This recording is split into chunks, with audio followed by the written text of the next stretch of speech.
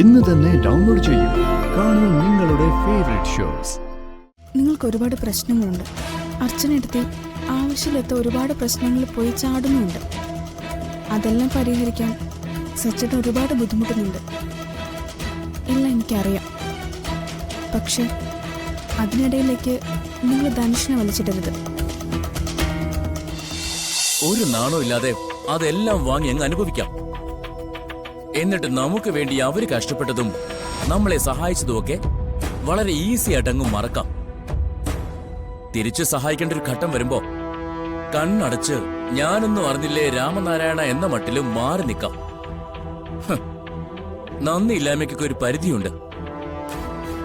ഇത് അതിനപ്പുറം. അത് ഞാൻ അങ്ങ് സഹിച്ചു.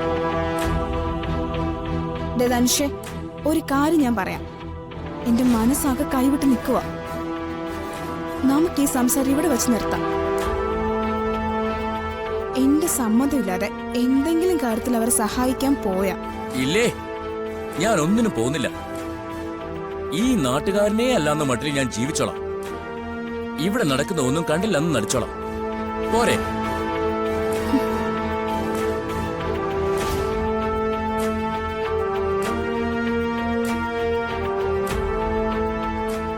ഇവളോട് വാശി പിടിച്ചിട്ട് കാര്യമില്ല. തന്ത്രപൂർവ്വം സംസാരിച്ചാൽ മാത്രമേ ഇവളെ വീഴ്ത്താൻ പറ്റൂ.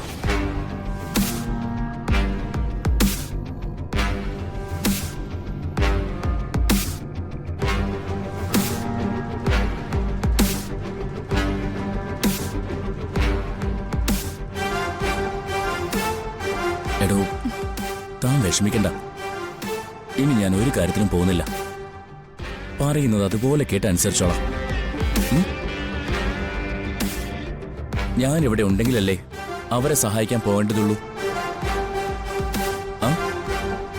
ഞാൻ കുറച്ചു ദിവസം ഇവിടെ ഇല്ലെങ്കിൽ ഈ പ്രശ്നമൊന്നുമില്ലല്ലോ. നിനക്ക് വിഷമവും വേണ്ട, എനിക്ക് അവരെ സഹായിക്കാൻ പോകാൻ വേണ്ട. അതിന് ധനുഷോടെ പോകുന്നു. നന്ദേട്ടൻ നേരത്തെ പ്ലാൻ ചെയ്ത് വെച്ചൊരു ബിസിനസ് മീറ്റിംഗ് ഉണ്ട് ബാംഗ്ലൂര്. അത് ക്യാൻസൽ ചെയ്യാമെന്ന് ഞാൻ വിചാരിച്ചതാ. പക്ഷേ ഇനി ഞാനത് ക്യാൻസൽ ചെയ്യുന്നില്ല. നന്ദേട്ടന് പകരം ആ ബിസിനസ് മീറ്റിങ്ങിന് ഞാൻ തന്നെ പോകാൻ തീരുമാനിച്ചു. ഞാൻ പോയിട്ട് വരുമ്പോഴേക്കും ഇവിടുത്തെ പ്രശ്നങ്ങളൊക്കെ തീരുമല്ലോ. എനിക്ക് ഒഴിവ് പറയാൻ അതൊരു കാരണമാവുകയും ചെയ്യും. എന്താ, എന്റെ ഐഡിയ കറക്റ്റ് അല്ലേ? അപ്പൊ ബുദ്ധി ഉദിച്ചു തുടങ്ങി. നിന്റെ കൂടെയല്ലേ താമസം, അപ്പൊ ബുദ്ധി ഉദിക്കാതെ പറ്റില്ലല്ലോ. ധനുഷുമായി ഫ്രഷ് ആയിട്ട് വാ, ഞാൻ ഫുഡ് എടുത്ത് വെക്കാം.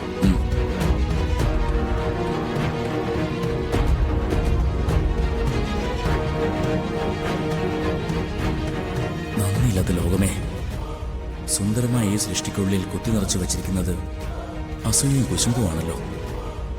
ലോകത്തിലുള്ള ഭർത്താക്കന്മാരെല്ലാം കള്ളന്മാരാകുന്നത് ഇതുകൊണ്ടാ.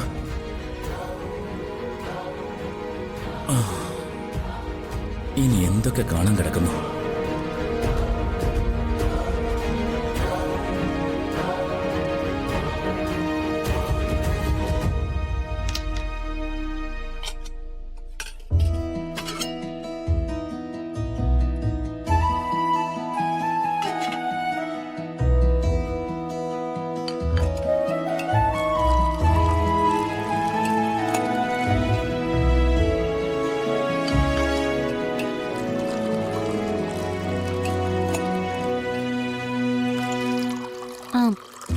ചേച്ചിക്കും സച്ചേട്ടനുള്ള ചായ ഒഴിച്ചു വെച്ചാൽ മതി, ഞാൻ എടുത്തു കൊടുത്തോളാം.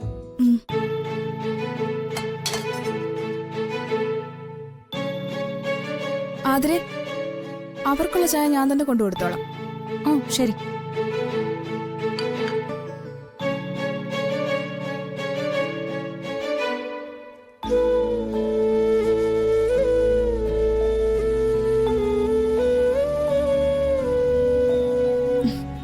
സച്ചേട്ടാ, ഞാൻ നിങ്ങൾക്കുള്ള ചായയും കൊണ്ട് അങ്ങോട്ട് വരാനിരിക്കുമായിരുന്നു. ആണോ? എന്നാ പിന്നെ അതിങ്ങ് തന്നേക്ക്. സച്ചേട്ടാ, എനിക്കൊരു കാര്യം പറയാനുണ്ടായിരുന്നു. പറഞ്ഞു. ഞാൻ പറയുമ്പോ സച്ചേട്ടൻ അത് എങ്ങനെ എടുക്കുമെന്ന് എനിക്കറിയില്ല. പക്ഷേ എനിക്കിത് പറയാൻ സച്ചേട്ടൻ മാത്രമേ ഉള്ളൂ. ധനുഷിനോട് പറഞ്ഞ കേക്കില്ല. എടുത്തു ചേടി എന്തും ചെയ്യുന്ന സ്വഭാവമാണ്. നീ കാര്യം പറ. ഞാൻ ആകെ വിഷമത്തില. എന്താ നിന്റെ വിഷമം? സച്ചേട്ടന് അറിയാലോ എന്റെ ഇപ്പോഴത്തെ അവസ്ഥ.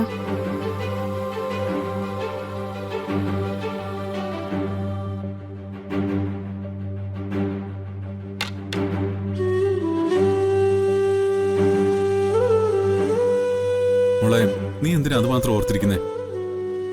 ലോകത്ത് അബോർഷൻ ഉണ്ടാവുന്നത് ആദ്യത്തെ കാര്യമൊന്നുമല്ലല്ലോ. ദിവസേന ഹോസ്പിറ്റലുകളിൽ ഇതുപോലെ എത്രയോ കാര്യങ്ങൾ നടക്കുന്നു. ഓരോരുത്തരുടെ ആരോഗ്യ പ്രശ്നങ്ങളും ടെൻഷൻ കൊണ്ടുമൊക്കെ ഇത് സംഭവിക്കാം. ഇപ്പൊ നഷ്ടപ്പെട്ടതിന് പകരമായി ദൈവം നിങ്ങൾക്ക് ഇനിയും നല്ല കുഞ്ഞുങ്ങളെ തരും. അതൊക്കെ ശരിയാ. പക്ഷേ ധനുഷിന്റെ കാര്യത്തിലാ ഇപ്പൊ എന്റെ പേടി മുഴുവൻ. എന്ത് പേടി? ഏട്ടൻ പറഞ്ഞതുപോലെ കുഞ്ഞ് നഷ്ടപ്പെട്ടതിന്റെ വിഷമത്തിൽ നിന്ന് ഞാൻ കരകയറി വരുന്നതേ ഉള്ളൂ. ഇനി എന്റെ ഭർത്താവിനെ കൂടെ നഷ്ടപ്പെടാൻ എനിക്കാവില്ല. നിങ്ങളായിട്ട് ധനുഷിനെ എനിക്ക് നഷ്ടപ്പെടുത്തുകയും ചെയ്യരുത്. മനസ്സിലായില്ല, നീ എന്താ ഉദ്ദേശിക്കുന്നേ? നിങ്ങൾക്ക് ഒരുപാട് പ്രശ്നങ്ങളുണ്ട്. അർച്ചനയെടുത്ത് ആവശ്യമില്ലാത്ത ഒരുപാട് പ്രശ്നങ്ങളിൽ പോയി ചാടുന്നുണ്ട്. അതെല്ലാം പരിഹരിക്കാൻ സച്ചിട്ട് ഒരുപാട് ബുദ്ധിമുട്ടുന്നുണ്ട്. എല്ലാം എനിക്കറിയാം. പക്ഷെ അതിനിടയിലേക്ക് നിങ്ങൾ ധനുഷിനെ വലിച്ചിടരുത്. ആ പ്രശ്നങ്ങൾ പരിഹരിക്കാനായിട്ട് ദയവ് ചെയ്ത് നിങ്ങൾ ഒരിക്കലും ധനുഷിനെ വിളിക്കരുത്. എനിക്ക് പേടിയാ. ധനുഷ് കൂടി എനിക്ക് നഷ്ടപ്പെട്ടാൽ പിന്നെ എനിക്ക് ആരുമില്ല. നീ പേടിക്കണ്ട. ഇനി ധനുഷിനെ ഞങ്ങൾ ഒരു കാര്യത്തിനും വിളിക്കില്ല. ധനുഷ് നല്ല സ്നേഹമുള്ളവനാ, സഹായിക്കാൻ മനസ്സുള്ളവനാ. അപ്പോ ചില കാര്യങ്ങളിൽ ധനുഷ് ഞങ്ങളെ സഹായിക്കുന്നുണ്ട്. അത് നിനക്കൊരു ബുദ്ധിമുട്ടാണെന്ന് ഇപ്പോഴാണ് എനിക്ക് മനസ്സിലായത്. ഇനി ധനുഷിനെ ഞങ്ങൾ ഒരു കാര്യത്തിനും ബുദ്ധിമുട്ടിക്കില്ല. ഇനി നിന്റെ ജീവിതത്തിൽ ഞങ്ങളായിട്ടൊരു പ്രശ്നം ഉണ്ടാവാൻ ഞങ്ങൾ സമ്മതിക്കില്ല. ഇപ്പൊ നിനക്ക് സമാധാനമായില്ലേ?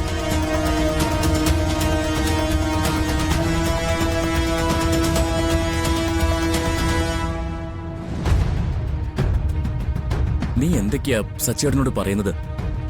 ഇന്നലെ രാത്രി നമ്മളെല്ലാം സംസാരിച്ചതല്ലേ? എന്നാലും ഇത് പറയേണ്ട കടമ എനിക്കുണ്ട്. ഞാൻ ധനുഷിന്റെ ഭാര്യയാണ്. പക്ഷെ എന്റെ ഏട്ടനോട് ഞാനിപ്പോ സംസാരിച്ചത്. ധനുഷേ, ഇതൊരു പ്രശ്നമാക്കേണ്ട കാര്യമില്ല. നിങ്ങളുടെ ജീവിതത്തില് ഞങ്ങളായിട്ടൊരു പ്രോബ്ലം ഉണ്ടാക്കില്ല. കൊള്ളാം, നല്ല അനീതി തന്നെ. ആരും തിരിഞ്ഞു നോക്കാതെ ചിക്കൻ ബോക്സ് വന്ന് കിടന്നപ്പോ നിന്നെ നോക്കിയത് എന്റെ ചേച്ചിയാ.